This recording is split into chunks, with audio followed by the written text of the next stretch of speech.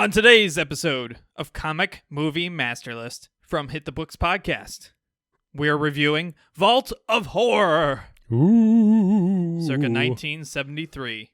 Stay tuned!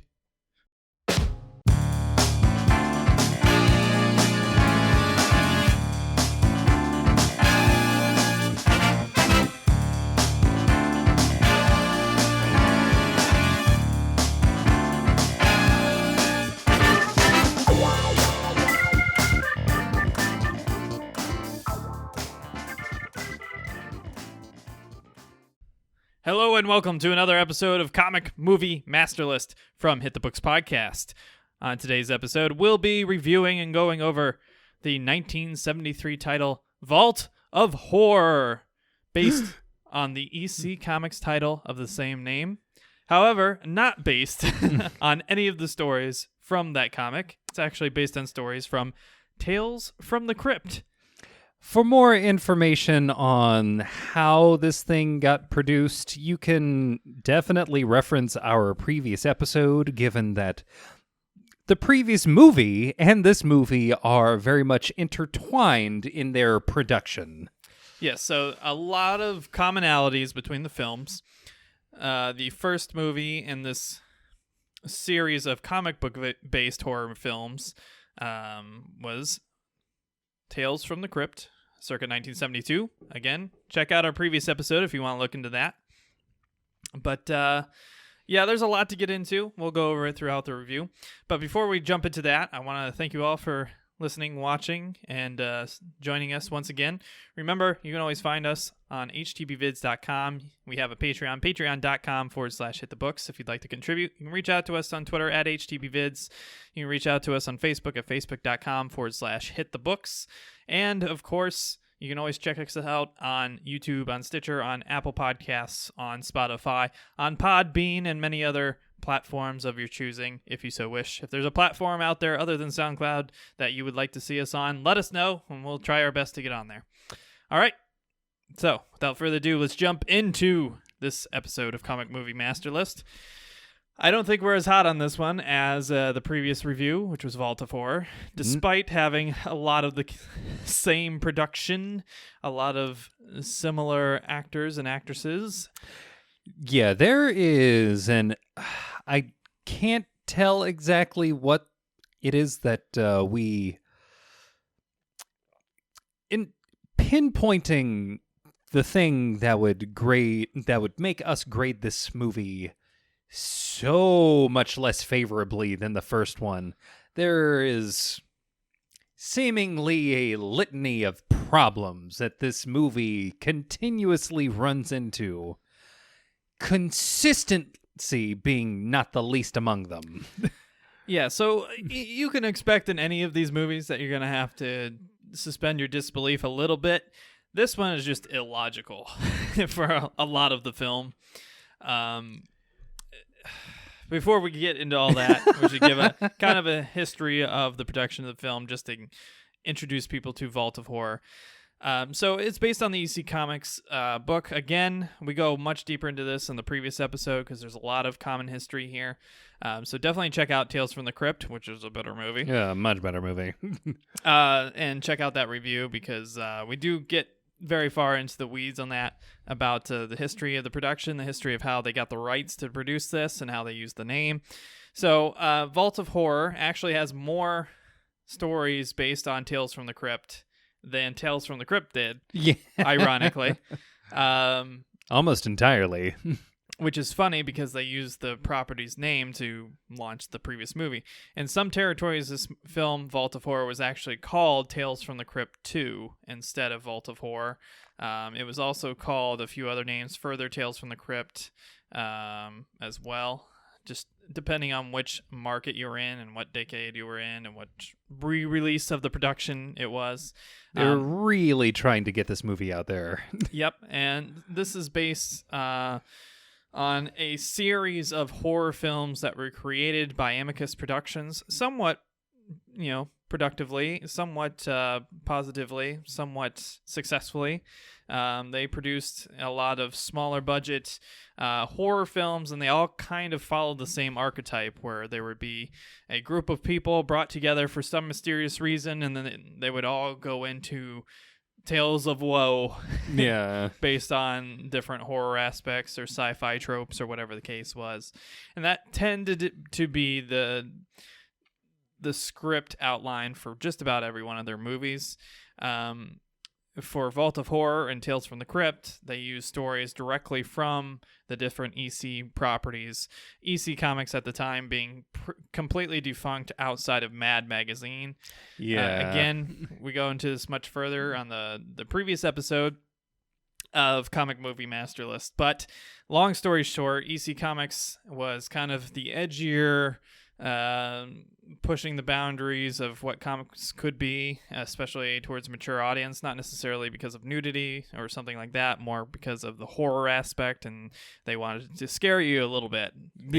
Tales like Vault of Horror, Tales from the Crypt. Yeah. Like these were tales originally meant to be, like, imagine scary ghost stories that you've heard around the campfire, or scary stories that you've probably seen on television, just put into comic book form. Yeah, and so they really resisted a lot of the comic book code authorities' power, as they were trying to, because of a very conservative McCarthyism that had swept through the United States and continued to sweep through the United States, put them very much at odds, and basically the comic book authority more or less put them out of business.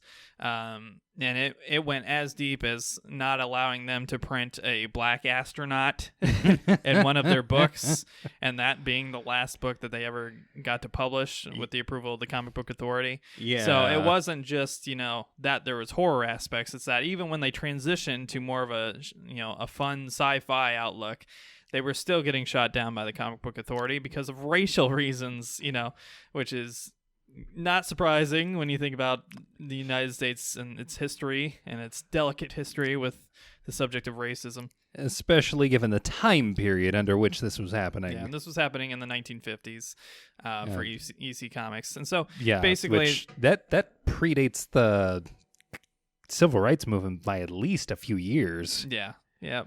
And so basically what happened is everything except for Mad Magazine went defunct. They couldn't really print anything or publish anything because no publisher would pick them up without the approval of the Comic Code Authority in the United States, which, as we discussed, had different priorities than necessarily what they had. Yeah. So obviously this caused a lot of issues, a lot of strife. So again, it's a long, convoluted history of the unfortunate demise due to rising, anti-mature establishment that were, again, think about the children. And their mantras, and apparently the children can't see anything that is scary or suspenseful or intense in any way, shape, or form, and that includes black people. So, right, because what could be scarier than letting a black man go into space? Yeah, it's ridiculous. So, pretty gross. If you want to put your conspiratorial hat on, some people think it was basically the big wigs, the Marvels, the DCs of the world, basically pressuring the Comic Code Authority to do anything and everything it could to make these other companies go out of business so they could scoop them up and buy them, which, DC now owns a lot of these properties. If you know DC's history, they were pretty cutthroat and vicious when it came to competitors. So, it's not necessarily out of this world to think that maybe there's even more to it than we think. That's even more gross than we think. But nonetheless, we're not here for that. We're here for Vault of Horror. Yeah, you guys can see my tinfoil hat under my beanie later. So again, this was made by Amicus Productions, which was known for making these sequenced horror films, and they just happened to acquire the rights because they really loved the properties in the 50s and 40s of Tales from the Crypt and Vault of Horror and shock suspense stories. all from EC Comics, and then they produced them into a couple films that they could credit to themselves, of course. So, this movie is not directed by the same people as Tales from the Crypt. This one was directed by Roy Ward Baker. Unfortunately, I don't think he was really cut out for the job. It seems far less competently directed, in my opinion, than the previous movie, which was directed by Freddie Francis, despite coming a year later. You can kind of blame the writer maybe, but I feel like they just pulled worse stories to use from the canons. At the core of this, and why we don't like this one nearly as much as the previous one, Tales from the Crypt, the stories that they pulled were so goddamn goofy. It's like there are so many questions that one would have to ask under the assumption that, much like the stories from the original Tales from the Crypt, if we're going off of the premise that all of these people are telling these stories as though they had really happened to them, huge questions about the world that they live in, would have to come up. Yeah, it's like just from the very first story, all the way down. Well, two of these stories are very much believable, to the point where I think I was siding with the person who was committing the act for one of them. The other stories, though, what the fuck? What the fuck? Yeah. So it's a mess, Before we get into spoilers, I think it's clear, would you recommend people go watch this if they have their spare time? Absolutely not. Yeah, I wouldn't either. So if you want to watch it just so you know what we're talking about for the rest of this review, spoiler warning, I don't think it's worth it otherwise. This is a movie that you should only ever watch with your friends while you're drunk in an attempt to MST3K this movie, because it's so goddamn easy to do. Yeah, if you want to laugh at it, yeah, go ahead. Right. Get drunk, get high, watch it. Yeah. Have a giggle or two. If you're looking for actual, gripping entertainment, this ain't it. No. So, not unsurprisingly, the reception was much less positive for this film as it was for Tales from the Crypt, its sister movie. And I think there's good reason for that.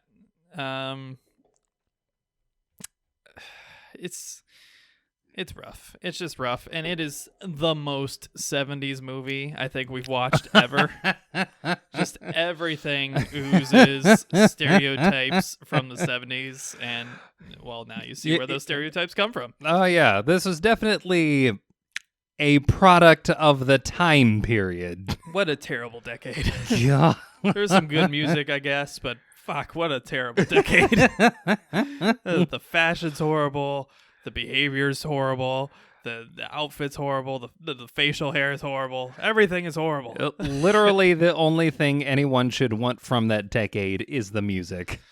And not the music in this movie. Mm-mm. That's not good. Mm-mm.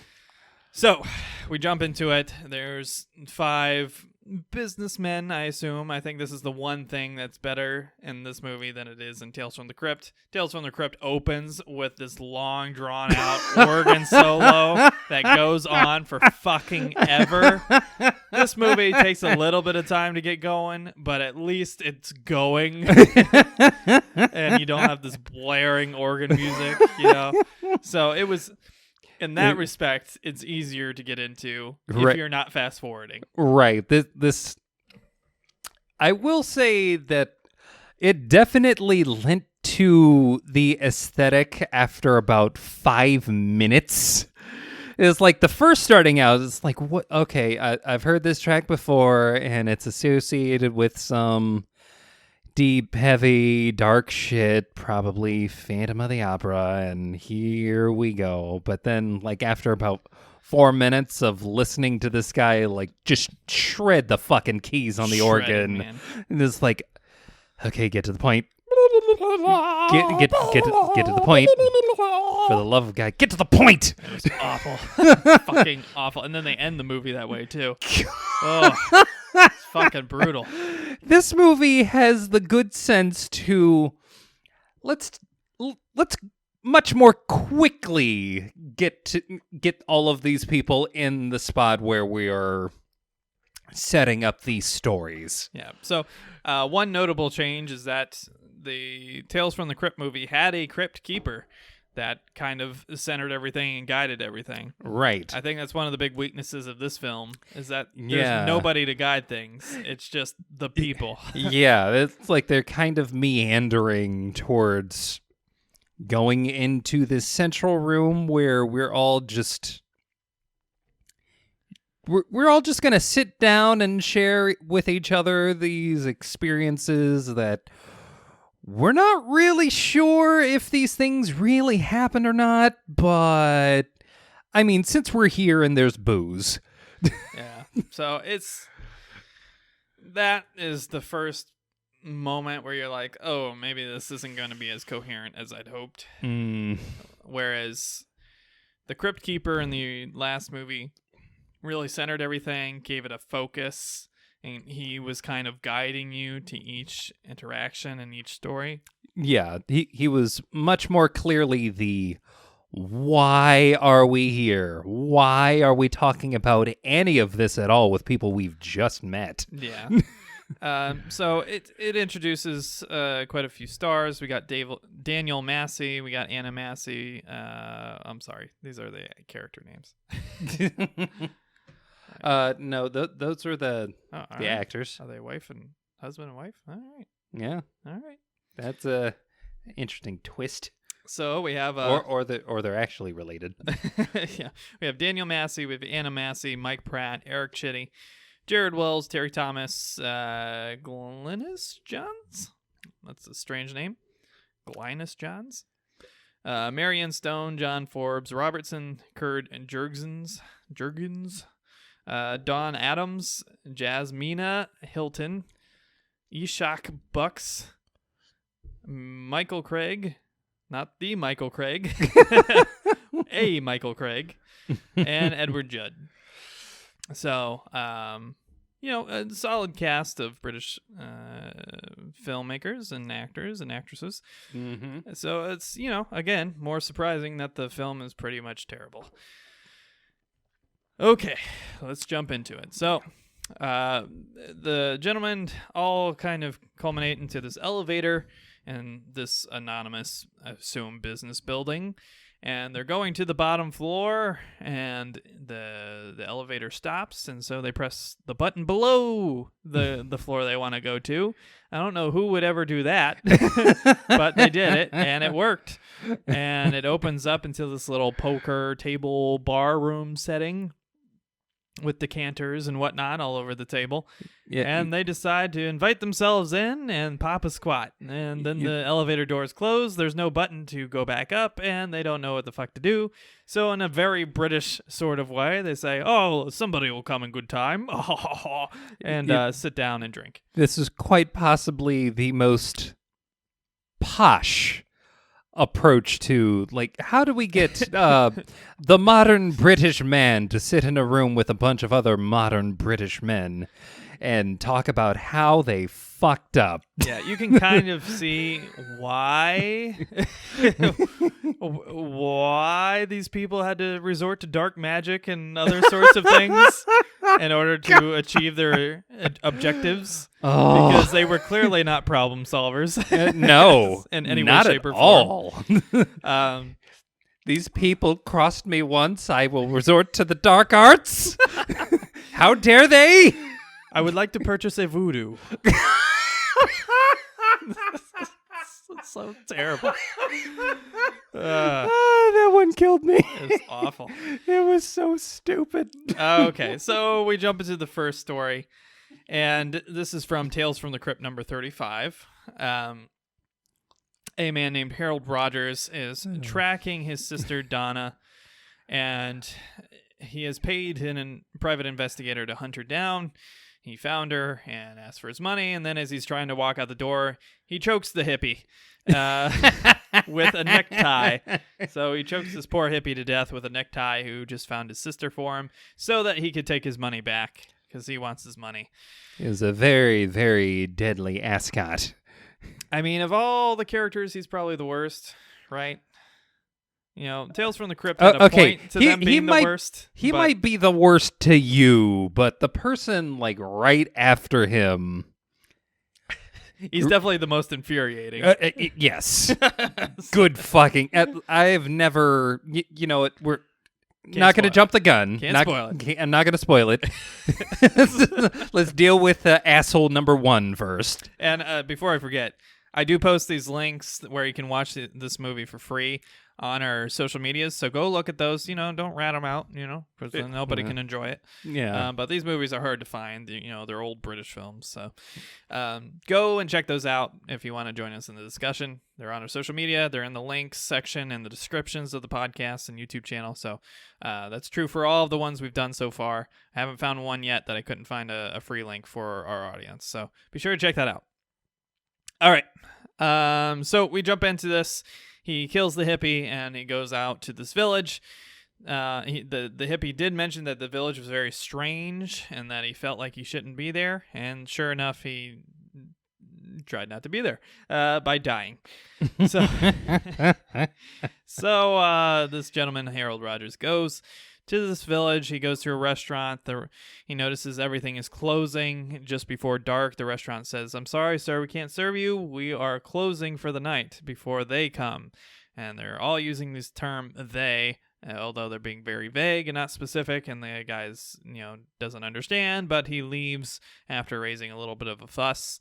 He goes to his sister's place, invites himself in. She's very hesitant because, again, everybody locks their doors and hides until, after nightfall. And then she invites him in when she looks at him and sees that it is, in fact, her brother.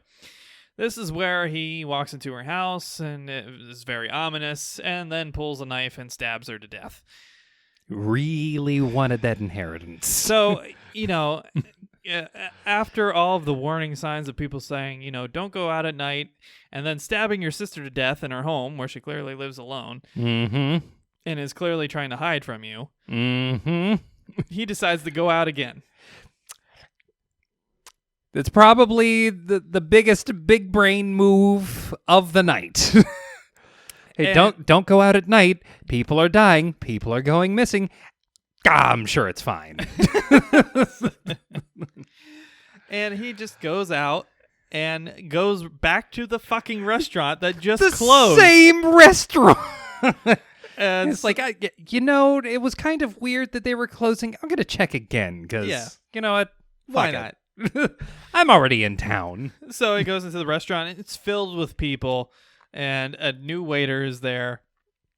And so he sits down. The waiter says, "Hey, we got all of these different things. We got roast and blah, blah, blah, with a starting drink and dessert and blah, blah, blah, full course meal." And he goes, "That sounds good. Let's do it."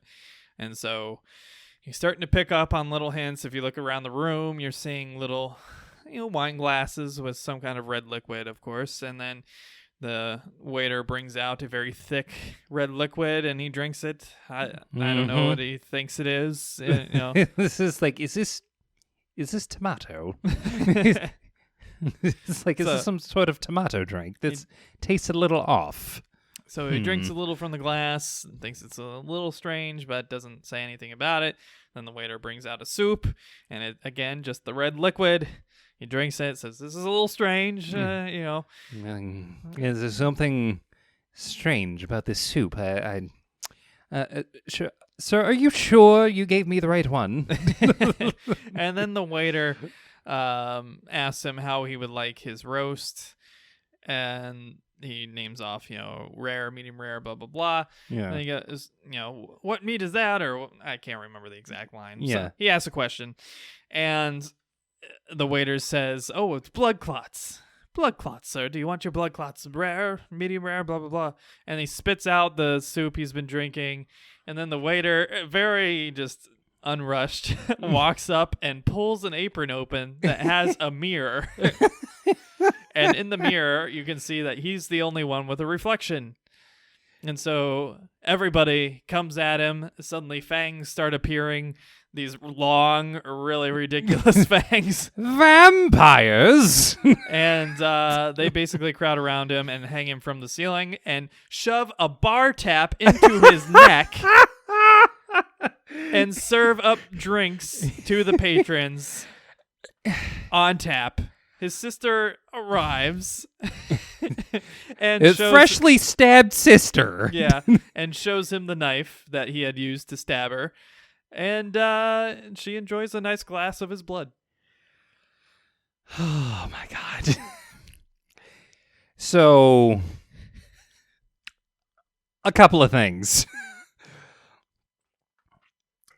You mean to tell me that this guy who just, happened to be this concerned about receiving the inheritance over his sister is killed by way of vampires.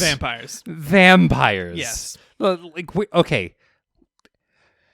So are we saying that in his world vampires are real? Yes. Vampires are real. No one else knows about this. Well, the hippie probably knew. But it's too late for the hippie. The hippie probably knew. God, oh my God. It would be one thing if we had in any other way, shape, or form this much thoroughly established the supernatural in the previous movie. I mean, we did. Okay. We had kind of done that. Okay, we had kind of coming back from the dead. Okay, that theoretically was a dream that he had, where he ended up killing himself in the same way in his dream. Anyway, I will accept he that was murdered by a zombie, an old pedophile zombie. How's that not supernatural? Okay. Okay. A literal pit to hell. How much more supernatural do you got to get? Vampires, though. It was very campy. It was very silly and very campy. It's like, okay, a vengeful revenant coming back from the dead and pulling someone's heart out. Just so that I could assume that they would go straight back to the dead. Sure. A monkey's paw to fuck up the life of probably the least lucky person in the world. He did not deserve that. Fine. Whatever. Life isn't fair. Fuck. Really isn't fair. Yeah, no, not at all. He got the worst fate of all of them. Yeah, he did. That man was so unlucky. He should have been in this movie. He Yeah, wouldn't have gone to hell. Oh, my God. He just had to retell his story. Forever. That's way better. Yeah. Drink some liquor and hang out with your buds. Why not? It's like, yeah, let me tell you about the time that I was tortured in life by being revived from the dead while having embalming fluid in my veins. Because of my stupid wife. Because of my stupid fucking wife. Oh my God. And then she hacked me to pieces. With a katana like a fucking weeb. Oh boy. Definitely watch that other movie. Definitely watch Tales from the Crypt. For the love of God, watch that awesome. one. But not this one. This one, we very campily reveal that he's the only human in the room by, like, a huge fucking mirror. Yeah. Is that our, like... That's the only way we could figure it out. Is that how we test our patrons when we have people come in here? And why wouldn't you just have it open the whole time? Right. Then you can figure it out immediately. As opposed to, like... What's he gonna do, run? Oh, you see, we prefer the big reveal at the end. Drama, I guess. So, yes. yeah, that story was campy and it sucked. Okay. Biggest draw from that whole thing that fucking killed me was the walk back to the restaurant. Yeah, why don't you go back? They closed. They told you they were closed. It's not even the why. It's the making me watch the camera stay on him for 5 fucking minutes walking from his house all the way to the restaurant. That was a single shot. Yeah, it was ridiculous. We did not need to see him walk the whole goddamn way. Yeah. Like him getting out and then cut to him getting to the door. That's all we needed. Like the fucking editor standpoint that just it fucking drive me nuts. Yeah, it's ridiculous. It's ridiculous. So then we are on to the next story. This one based on the first issue of Shock Suspend Stories. It's called The Neat Job. And this one is by far the most infuriating character, despite not being necessarily a bad individual. He didn't do anything really wrong to deserve his fate, other than be super annoying. Watching this vignette reminded me of my time working for Chipotle. And by reminded, I mean having damn near PTSD flashbacks. Customer service flashback. It's like when I heard the words place for everything and everything in its place, it's like, oh my God. Oh my God. I forgot to put the salt back. I forgot to put the fucking avocados back in the fucking freezer. Oh my fucking God. Don't you dare put me through that. So this one's called The Neat Job. Oh. And it focuses on the character Arthur, who's extremely obsessively OCD and a neat freak. He wants everything exactly where he put it. He wants everything accounted for. He has a running list inside of his cabinets of what should be there and what is in stock and what is not.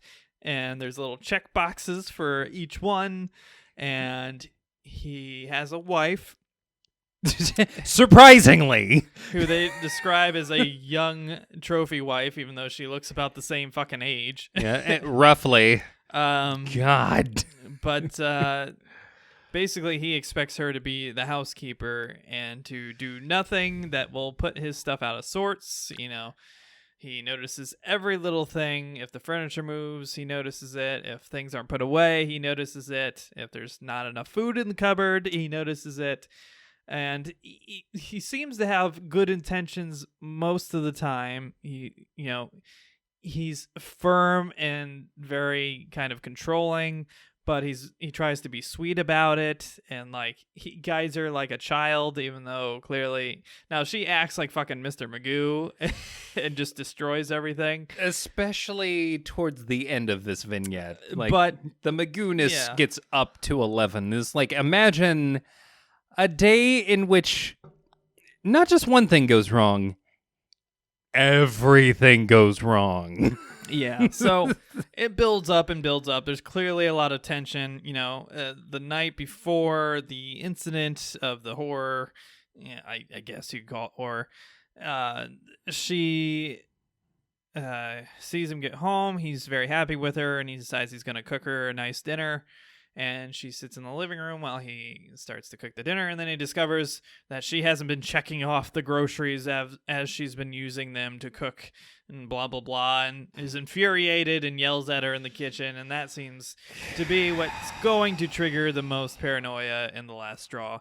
The following day, everything's perfect. She's done everything right, and he's very happy with her, and he goes off to work saying he'll be back at 6. This is when she goes out and does her own thing, hanging out as a housewife. And then at 5:30, she realizes, she's running out of time. He's going to be home soon. I need to clean everything up. And this is where she becomes Mr. Magoo and just destroys the entire house in the most ridiculous way possible. It starts out with not using a coaster, so there's a moisture ring on the table. And instead of just wiping off the moisture like a normal human being, she has to run down into the studio to get this wood polish to run back up there and polish the table. And then she spills it on the floor. She tries to sop it up, but she can't, so she hides it with the rug.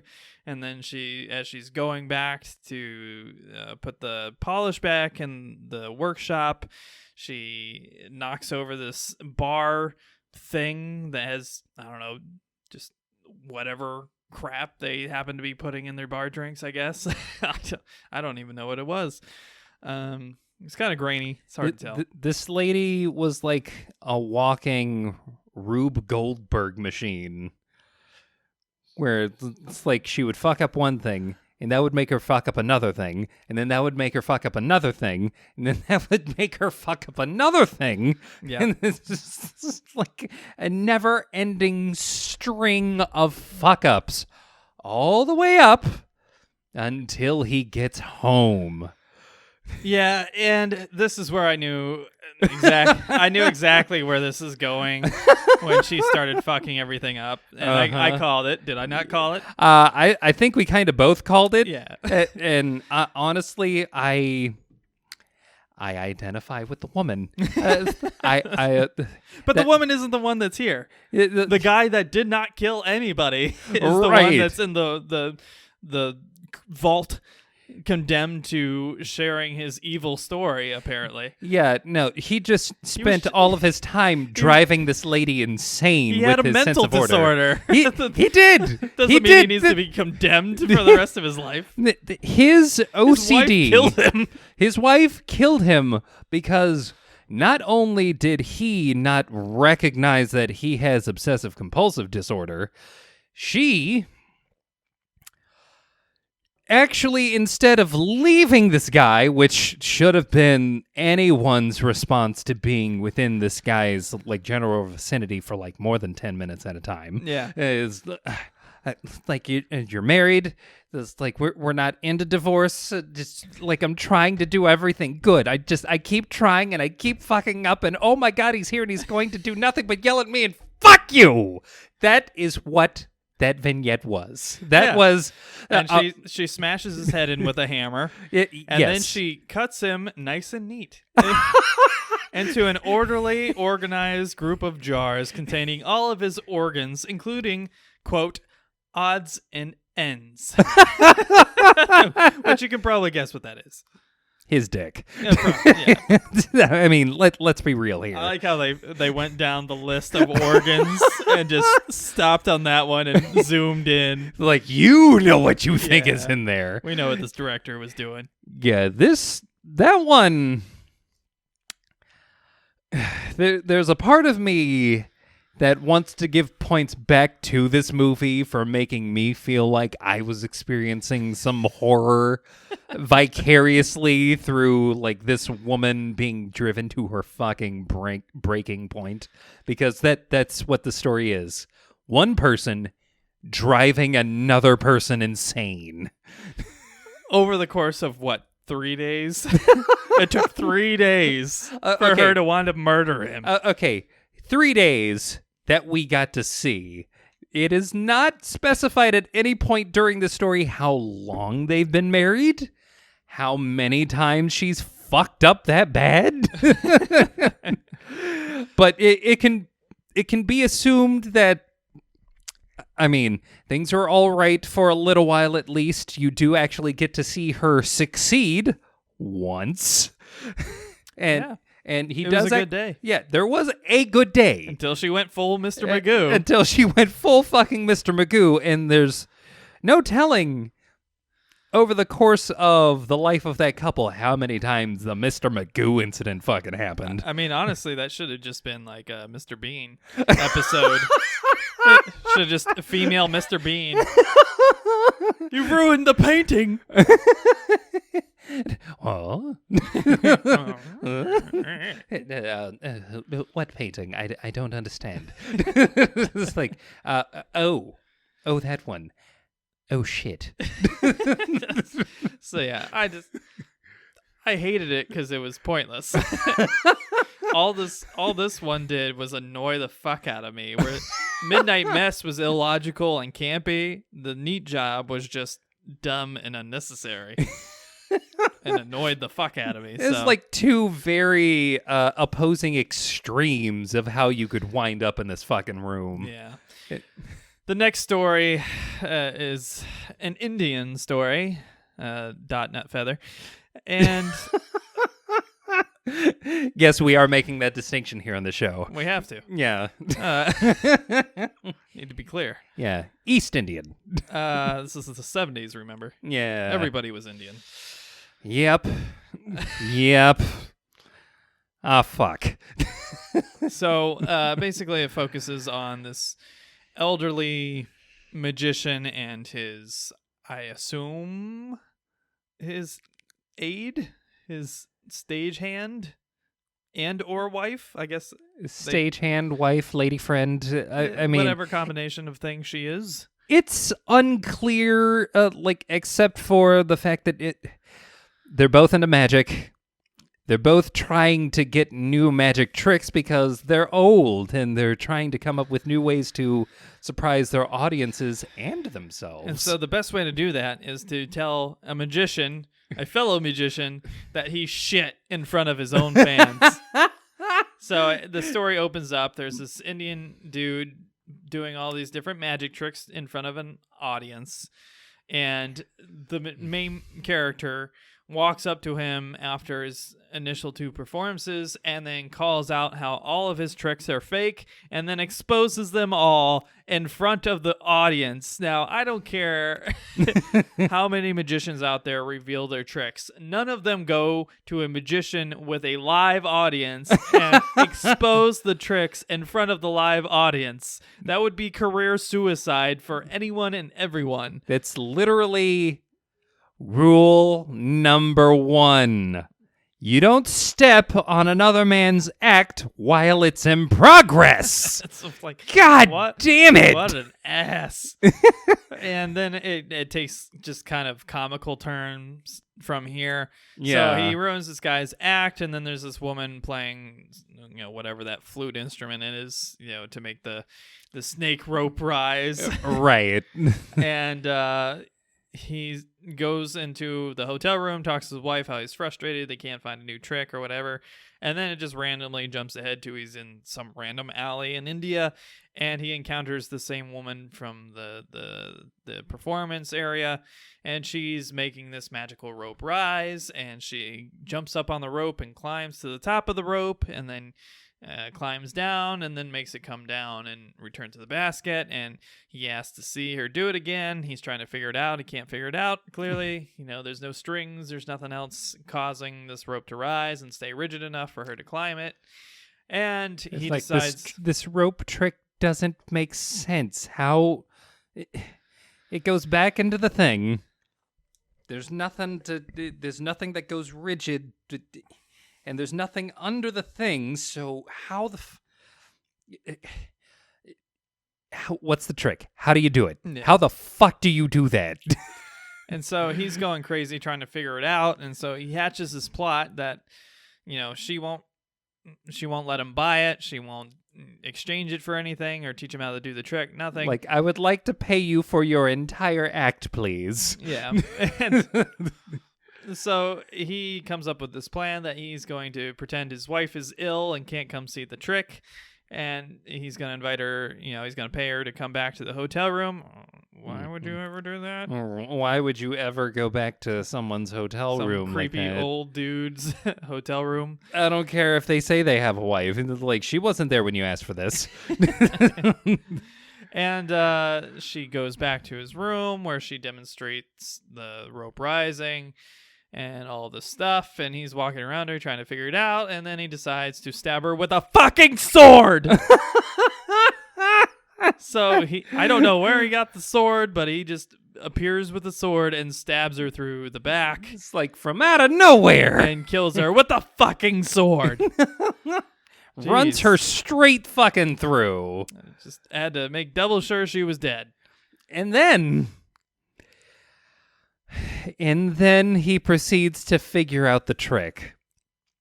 Not in a way that makes it make any more sense to him than it originally did. Like, this guy manages to take this limp rope and the basket that it comes in and proceeds to play the flute and make the trick work. Yeah, which, so he knows how to play this weird Indian flute instrument somehow? From out of nowhere. Okay. Okay, he somehow manages to not only play this flute decently well, but in a way that actually makes the rope trick work. He knows the song. He knows the song that she was playing. Yeah, he remembers the tune. And it's like, oh, if I play it, then it will rise. And so it rises, and then his wife is excited. They throw the body in the closet. Yeah. And the wife jumps on the rope and climbs to the top. However, once she gets to the top, she disappears. I think I learned that spell in D&D recently. Do tell. Yeah. See, when you get to level 6 of Bard, there's this thing called additional magical secrets, where you can just pick up a spell from, like, any class. One of which is Rope Trick, which is described as follows.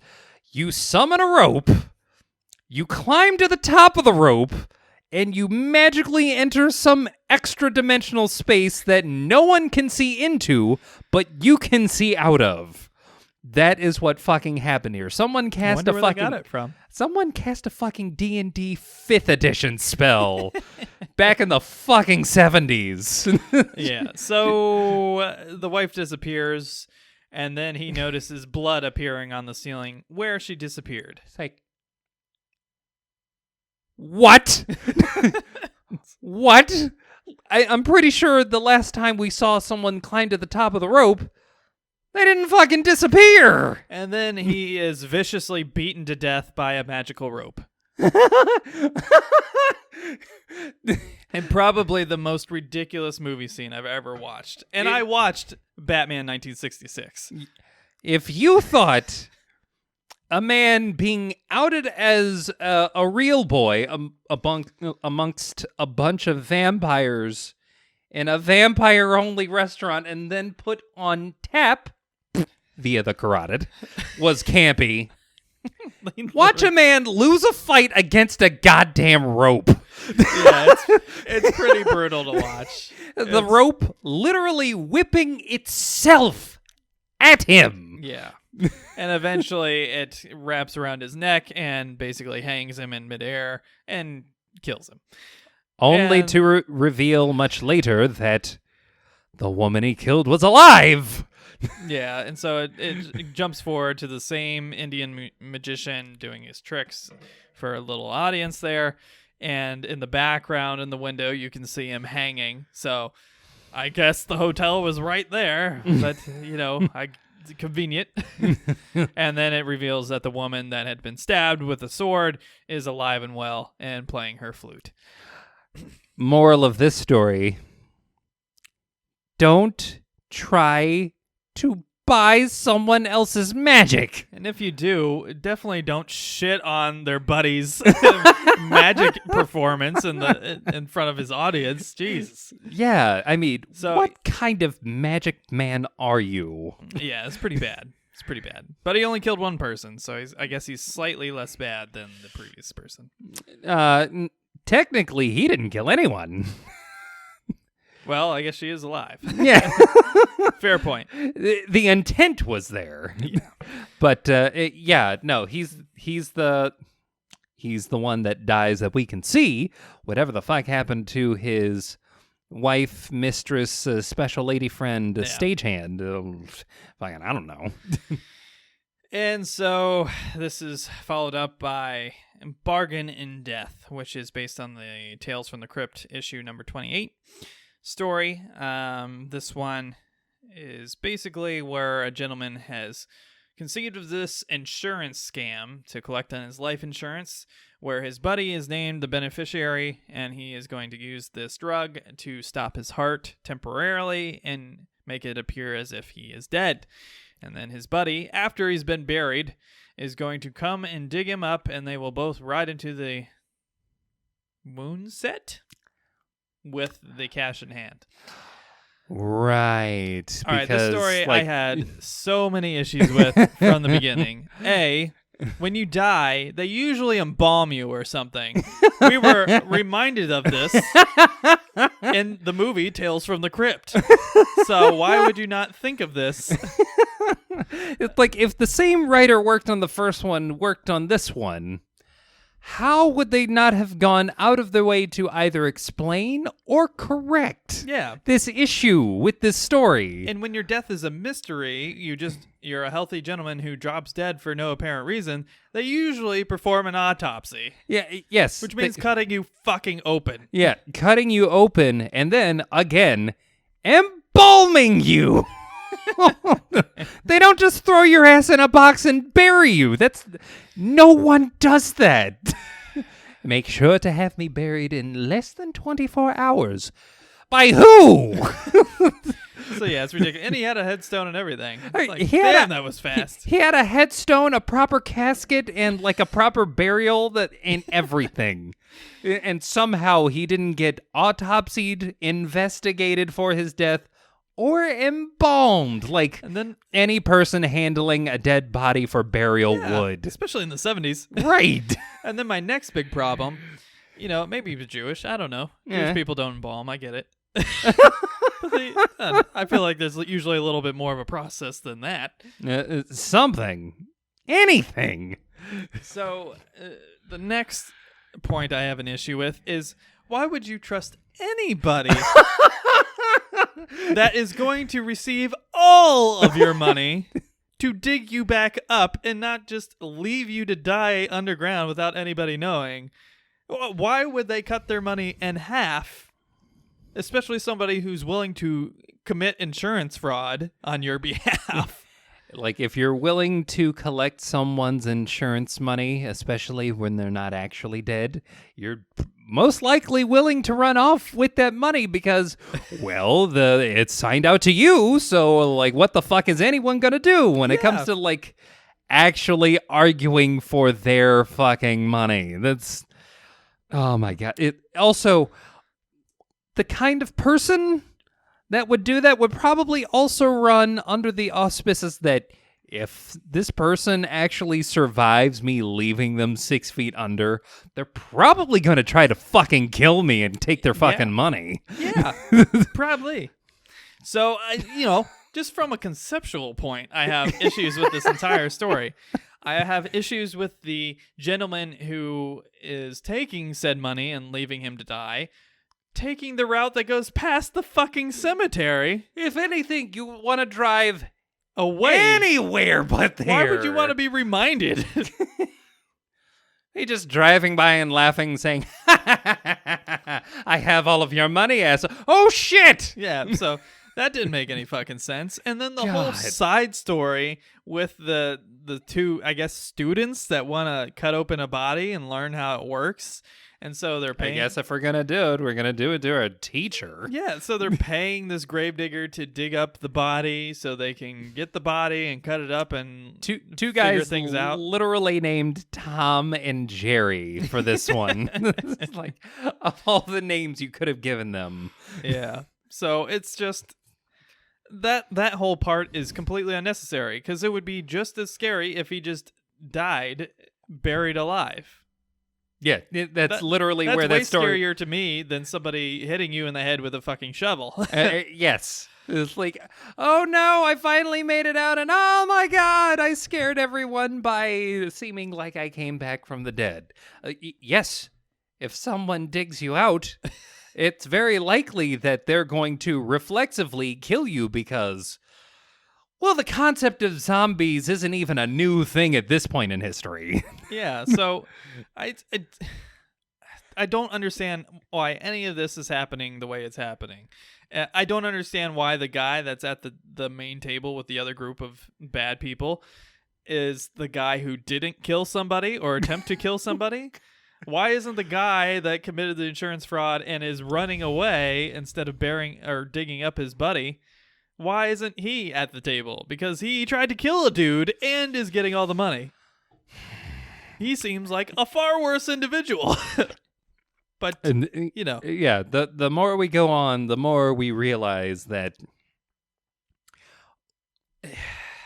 God, there are so many fucking characters in this story that belong around this table alongside with the people that they killed. Or, almost survived escaping from. Yeah, so as we alluded to, these, aspiring doctors go with this gravedigger to dig up this body. He digs up the body. However, when he opens the casket, the guy jumps up, frightened, glad that somebody had brought him back. The two aspiring doctors, freak out and run. They run out into the road. The guy is driving by the fucking cemetery. His buddy, who stole his money and left him for dead, sees the guys and runs off the road and crashes and dies. Now, this is how I knew it was a different director, because we didn't get a long crash sequence like we did in Tales from the Crypt that he showed twice. Yeah, that the man mercifully showed the crash only once, but it was quite the crash in that it's like, oh, it's here and then it's done. Yeah, it was quick, very, very quick. Yeah, and then the doctors go back to the gravedigger, and the gravedigger goes, "Yeah, sorry about the head, but your body's here," and it shows the guy with a big piece of the shovel in his head. So basically the gravedigger, when he popped up, was either frightened or intentionally killed him on the spot. Either way, he's dead. The moral of this story being, be careful what you conspire to do with people, because you might end up the thing that you pretended to be in the first place. Yeah, I mean, I get the idea, but how we got there is just awful. This is like too many steps. It's just terrible. Like you literally could have just led up to the story of him being buried and just watched him slowly suffocate from lighting half of his air on fire, because the man kept thought lighting matches to test his air supply. Well, you know what that does? It burns your fucking oxygen, you idiot. What are you fucking doing? You're smart enough to inject this drug and stop your heart temporarily, but you're not smart enough to know that fire burns oxygen. Fire burns oxygen. It also probably burns wood. So maybe, I don't know, don't light a match inside the big fucking wooden box you've trapped yourself in. Oh my God. Yeah, it's pretty bad. This story was dumb. And that brings us painfully to our final story. This one is apparently in Haiti, although it was not clear when we were watching where the fuck he was. See, when I was talking about getting pretty goofy into the supernatural unnecessarily, I did not think that we were going to go this fucking far into the goofy supernatural bullshit. Yeah, this one was definitely the goofiest. That being said, it was probably the one I liked the most. Yeah. But that's not saying much. It's not saying much. Raising the bar an inch up off the ground is not a good standard to make. So basically we have evil Bob Ross, who is living in Haiti, apparently. I'm just seeing this on the synopsis. It was never indicated that we were in Haiti. Yeah, It seemed like we're in some vague African country. Yeah, it wasn't explicit, although I suppose by the time we get to the supernatural element, we probably could have made that guess. Yeah.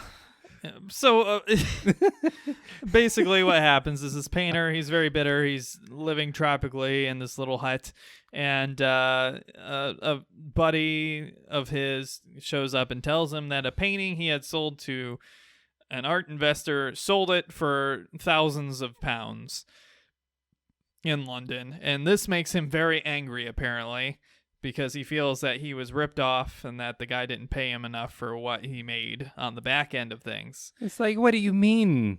You sold it for that much? I'm getting nothing from this. Yeah. And so he decides the only solution is to buy some voodoo. I'll buy one voodoo, please. So he goes to this hut where there's some kind of, shaman. It was probably the one black person that was in London in 1973. We had to buy someone to make it believable. Like you, look, I'm going to need you to dress up in this for like 10 minutes. Bear with us. We might have a couple of takes. I get it. Everyone, please try not to laugh. We need to get through this shot. So he goes into this mysterious hut. Again, at this point, we don't even know he's angry. He's just going to this place for some reason. This man just seems at a loss, and he doesn't really spend much time explaining why he's so upset. We don't learn exactly why he's so upset until he actually proceeds to purchase his one voodoo. He says, I want to purchase a voodoo. Who says that?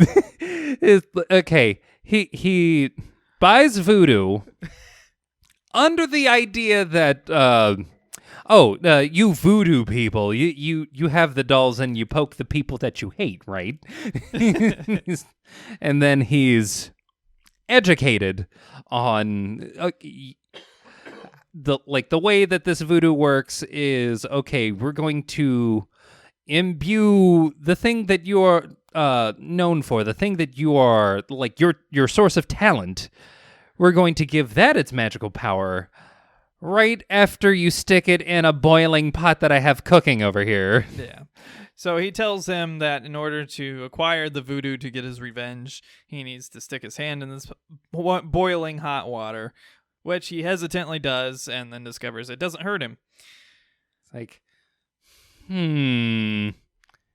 okay, I know it's boiling, but my hand is fine. Is this magic? Yeah, and so he says, should have taught the magician in the other episode that trick. Yeah, oh my God. So he could have, I don't know, he asked drawn his way out of that rope. Yeah.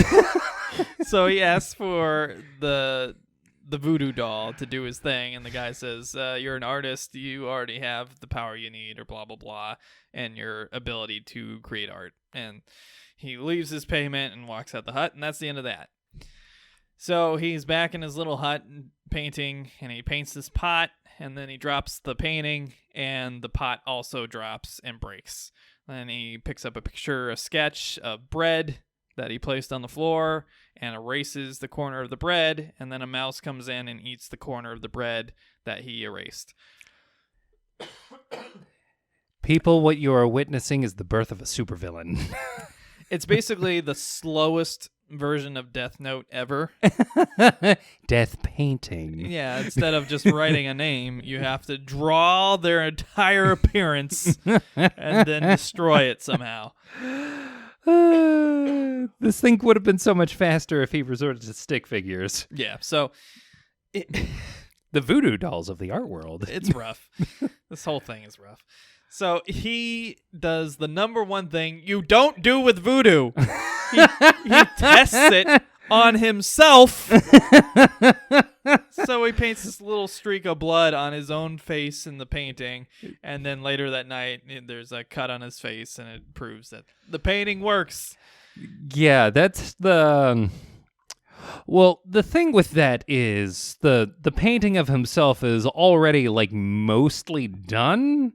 So as to whether or not it would have worked if he didn't complete his own picture, I'm not exactly certain, but I wouldn't have put that shit to the test. Why would you test it? Right. Oh, you idiot. And especially that way. Right. Why would you harm yourself to test it? Why not put a little bit of water on it or something? It's like, oh, I know how I'll test it. I will take this picture of my face, and I will draw one red mark on my cheek, on my face, and we'll see if that works. To test this. Draw your hand. Okay. Put some lipstick. Here's the thing that's really fucking stupid about that. He already knows it works because it worked on the two things before his face. It's like you already test. Okay. Just logic. Out the window. It's like, okay, I'm going to draw a vase. And my picture of the vase is going to fall, and so is the vase. Okay, that works. Let me double check by drawing. He's an artiste, okay? He just needs to know that when he cuts the ear off the painting, it'll come off his head. All right? Let me draw this thing of toast, and then let me take an eraser and erase a convenient bite mark off the corner of this toast, and lo and behold, he places a piece of toast on the ground, and from out of nowhere, a rat comes by and eats exactly the portion of the toast that he erased. Yep. So, we're 2 for 2. Great job. But we gotta make really sure. So wait, I'm gonna. There's more. This is how I'm going to make absolutely sure that this voodoo magic isn't bullshit. I'm gonna take my face off. No, I'm not gonna take my face off. That's the wrong movie. I'm gonna take my face. I'm gonna draw a red mark, and then. Oh, nothing's happening. I think I'll go to sleep and oh my god, bad dreams. Oh my god. The thing that I was cleaning up, the pottery that I proceeded to destroy with my first fucking test again is also the thing that cut my face. Oh, I'm sure it's a coincidence. Fuck it. Let me test this one more time. Yeah, it's just all dumb. And so he decides, hey, I have this superpower. Let's go enact the plan.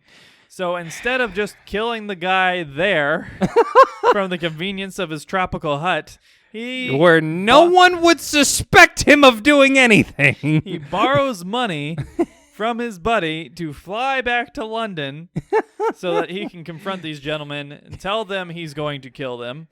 Or I think he said, get revenge on all of you. Yeah, he said get revenge when he saw all 3 of them. And then he goes back to his studio and paints each individual in his studio. He brought along his self-portrait, which he finished, conveniently, and put in a safe. And he begins to hatch his plan. He pokes the eyes out of the first individual, who's the art appraiser, so that he can never appraise art again. Mm-hmm. And sure enough, it flashes to the guy, and he's telling his wife very confidently that it's the 20th century, and that's why he cheated on her. And she throws acid in his face and burns his eyes. Then it goes to the second guy. The painter cuts off about the torso. It looked like he cut across the entire painting, not just the hands. Yeah, it was definitely a midsection thing. If anything, the guy should have been gutted to death. He should have. He cuts across, bisecting this man in half, and just angrily rips out that bottom part. Fuck you. And then this guy proceeds to instruct his employees how to properly cut paper with that thing that everyone is scared of using because, oh my god, my hands!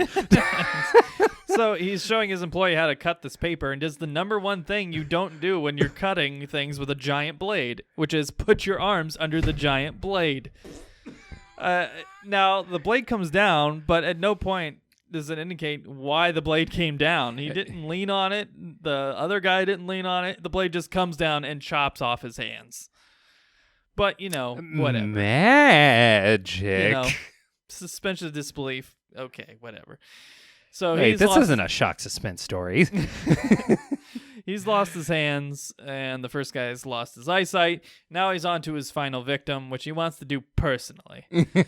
So, again, dragging this out as long as he fucking possibly can. Yeah. He goes over to this guy's office, tells them to his face that you have 2 minutes to die, puts his watch on the desk, and the guy, obviously protecting himself, pulls out a pistol. Yeah. And aims it at the artist, and the artist, very nonchalantly says, hey, it's okay. I just wanted to show you this portrait. Shows him the portrait of himself, and he goes for his pocket again, saying, if this was America, he would have been shot by now. Oh, yeah. Let's face it. Easily. But he pulls out a pen out of his pocket and says, it's just a pen, and then he draws a little red dot on his forehead, and then you see the guy fight his own hands as it turns his pistol on himself. Having what I would assume is a proto-Evil Dead moment. It's no. Yeah. No, you're not gonna get. Oh no! I shot Move your head out of the goddamn way!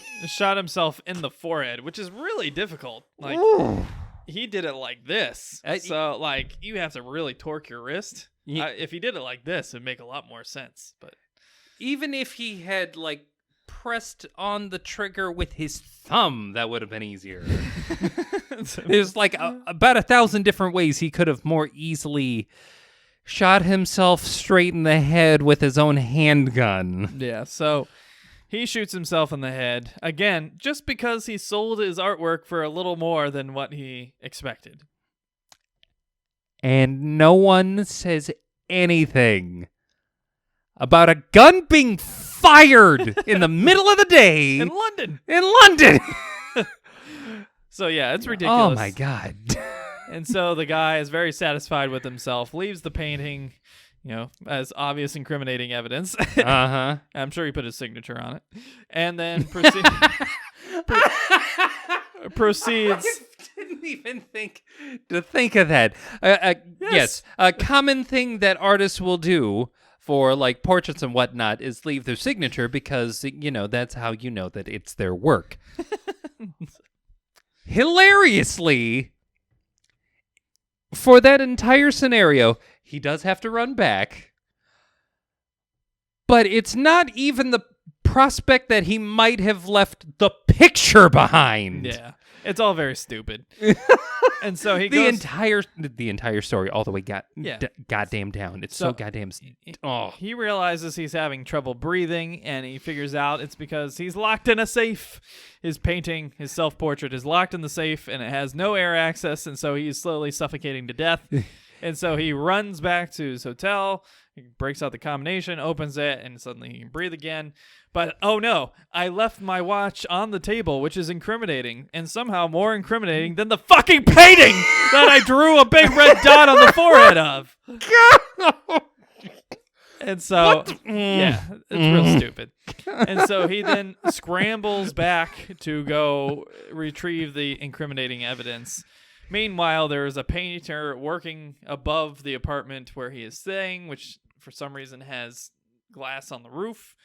And the painter is dangerously close to knocking off some paint thinner off and into the apartment, directly onto said painting. And sure enough, as he's running through traffic to try to get the incriminating evidence off the desk, he trips and falls in front of a truck. And just at that moment, the paint thinner lands on his painting, causing the face to droop down. And he is run over by the truck, smashing his head in a comically bad sequence. That is very obviously fake. I didn't think I'd be reminded of Who Framed Roger Rabbit with this movie, but the painting and the turpentine paint thinner killing him by way of also smushing the shit out of his head underneath a goddamn truck wheel. Yeah. Wow. So the one thing I liked in this entire movie, probably the only thing, is that one scene where the paint is dripping down his face, being affected by the paint thinner. Oh yeah, where it's drooping down. You can clearly see it's where his head was smushed by the truck. That was like one cool moment in an abyss, an hour and a half of just stupid bullshit. It's so bad. And so we cut back to the room where they're all having their drinks, and then the elevator door flashes and opens up, and outside is a graveyard. And so, again, not even trying to fight it, they all just walk out, not unlike the last movie where they all just jump into the pit to hell, even though the one guy didn't do any fucking thing wrong. Hey, man, life isn't fair. It's awful. He's tortured to death, brought back alive with embalming fluid, chopped up by his wife, and then I'll never get over that. And then is condemned to hell. Fuck. Yeah. The moral of that story was never entrust yourself to Lady Luck. Don't trust your wife if she's stupid. That's what the moral of that story is. Yes, also that one. Jeez. The moral of these stories is there's no moral. Nothing fucking matters. Like vampires. Voodoo. Yeah. I would like to buy a voodoo. I'll purchase one voodoo, please. Yeah, it's ridiculous. So they walk onto the cemetery, and they all start to disappear in the cemetery, and then the one guy is left behind, and he narrates that they must do this every night for all of eternity, where they have to meet in this room and share the evil deeds they have done. Which, again, the one guy didn't really do all that much wrong. He just he tried to commit insurance fraud, and then his buddy left him to die. Like, his buddy should be in that room, not him. Right. I find it the funny that guy was just annoying and Yeah. had a mental illness, and his wife smashed his head in with a hammer and chopped him up into a million pieces.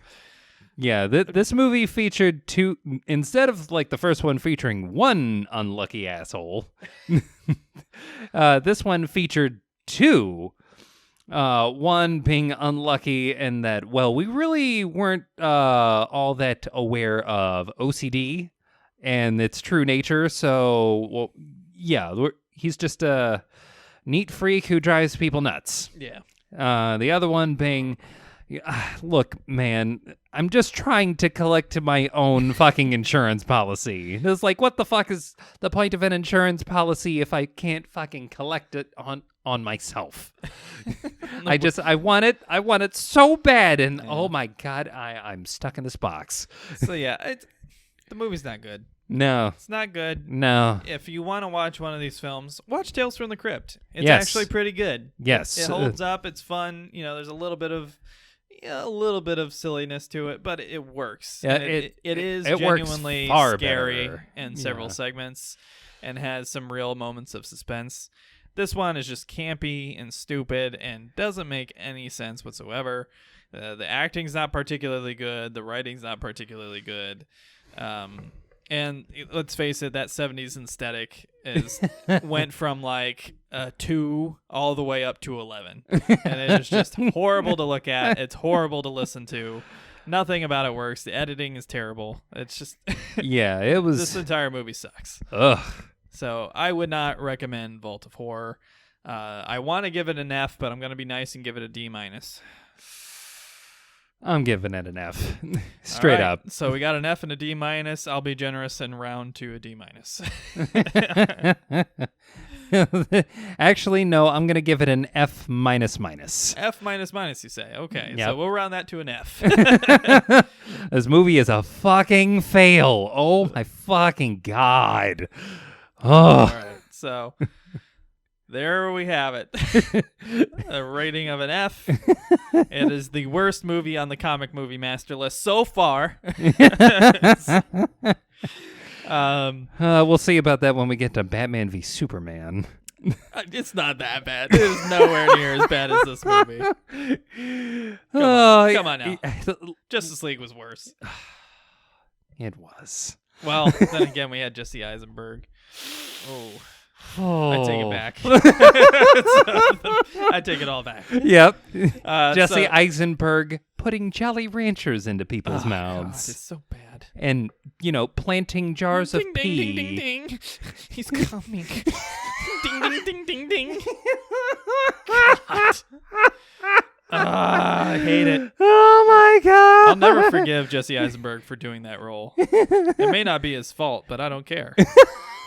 His career is over to me. I don't want to see him in anything. Anything. But He ruined that, and he ruined magic for me. yeah. What kind of hell world are we in where the sequel to Now You See Me is Now You See Me 2? Like, how is it now you don't? Not now you don't. For fuck's sake. Wasted opportunity. Ugh. Poor Woody Harrelson. Poor wasted Woody Harrelson. Actually, that movie probably would have made more sense if he was wasted, because I don't know why someone as talented as him would be donating his time to that project. Oh, man. So Get to look forward to him as Carnage. just to recap our rating so far. Superman the Mole Men averaged out to a D+ rating. I gave it a C-. Emery gave it a D. Mm-hmm. Batman 1966. I gave it a D rating. Emery was very generous, gave it a B+. It averaged out to a C+. Mm-hmm. Tales from the Crypt is by far our best rated movie so far. I gave it a B. Emery gave it a C+, averaged out to a B-.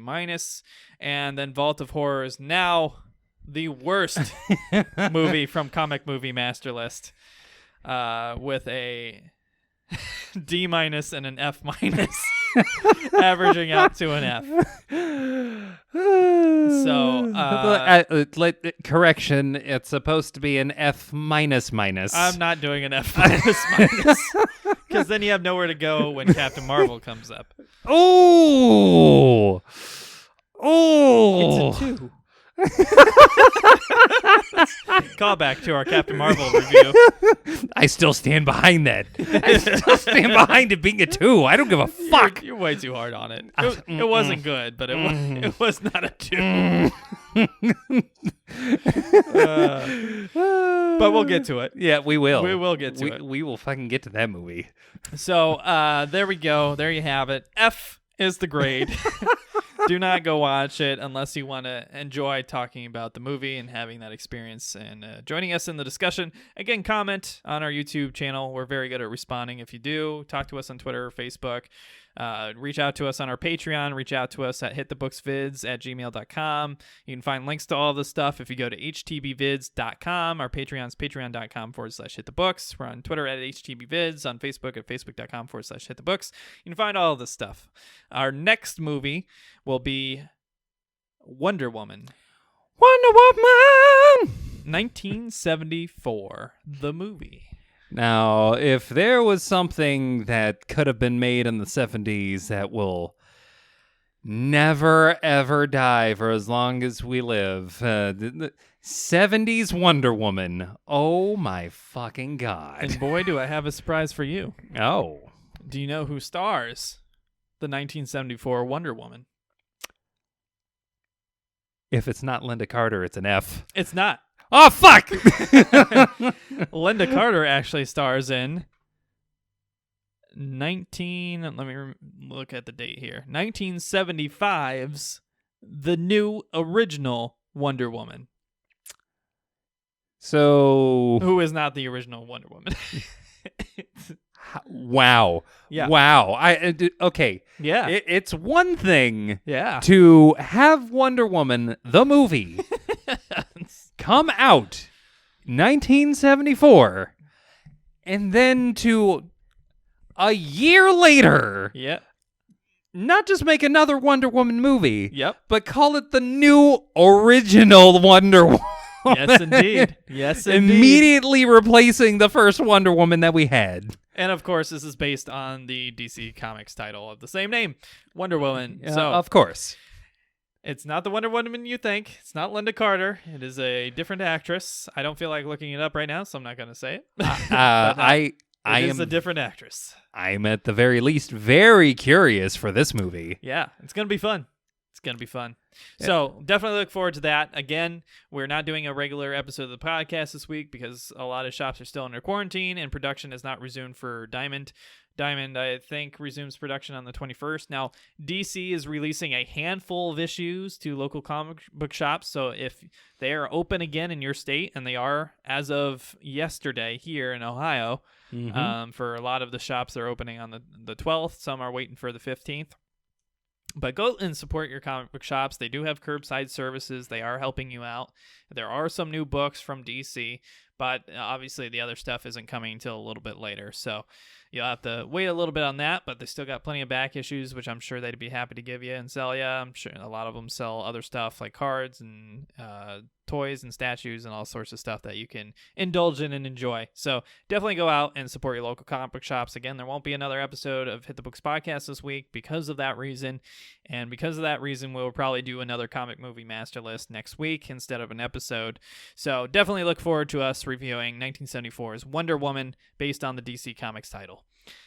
So, again, unfortunate, but we gave it an F for Vault of Horror 1973 based on the EC Comics title of the same name, even though all the stories are from Tales from the Crypt and not Vault of Horror. Whereas Tales from the Crypt had 2 stories from Vault of Horror. Right. I think it was probably for the sake of the brand, the smartest move they could have made, calling this movie Vault of Horror instead of Tales of the Crypt 2, because to do that well in 72, only to fail that fucking hard in 73. Yeah. A year later. That had to be embarrassing. God. But I do want to thank you all for sticking with us. If you can contribute, please check out our Patreon. If you can't, that's okay. We're happy to have you, and we love you just as much. Just please give us a like, give us a subscribe, do anything in that regard to help us out to get to the thresholds we need to get to. Yep. Share, tell your friends. To grow the show and expand it to other franchises. We have, Hit the Mats is a previous show we had on here. We're trying to get it running again with a new crew. But again, it's a lot of time, a lot of work, a lot of editing, and it really, really does mean a lot to us if you can help us out even a little bit with just a like or a subscribe, or if you are feeling generous with a Patreon subscription or anything like that. You can donate as little as $1 or as much as you want, and there are tiers where you can take advantage of it. I know Will Beasley, a Patreon in the past, took advantage of the executive producer level, which is by no means expected, but very generous, and so he got a volume based on his interests that we recommended to him and gave, as well as a thank you letter and some other knickknacks and thank you gifts. So Heather Reap has been a long-time contributor. Thank you, Heather Reap. You've been awesome. We really appreciate it. So again, there's several tiers. You get shout outs, you get thank yous, you get gifts if you go high enough, all this stuff. So definitely take advantage of that if you're feeling generous, because it really does help us keep the show going and really does motivate us to want to do more. So once again, thank you very much for sticking with us for another episode of Comic Movie Master List. We will see you again next week for Wonder Woman 1974. Goodbye. Wonder Woman!